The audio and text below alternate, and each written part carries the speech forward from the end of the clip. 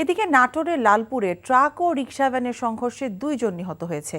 Highway police জানায়, সকালে লালপুর উপজেলার কদিমচিলান এলাকায় পার্শ্ব রাস্তা থেকে একটি রিকশা ভ্যান নাটোর পাবনা মহাসড়কে উঠে পড়লে ট্রাকের সাথে মুখোমুখি সংঘর্ষ হয়ে ট্রাকটি নিয়ন্ত্রণ হারিয়ে রাস্তার পাশে গাছের সাথে ধাক্কা খায়।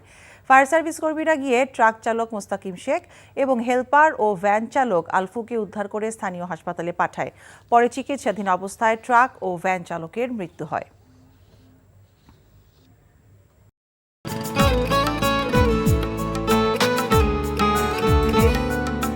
আপনার নামটা?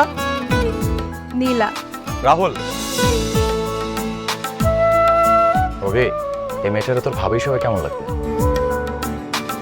আপনাকে না বলছে আমাকে ফলো না করতে? ফলো কেন করতেছিলেন? আপনাকে দেখতে ইচ্ছে করে আমার, আপনার সাথে কথা বলতে ইচ্ছে করে। আমি কি করবো ঠিক বুঝতে পারছি না।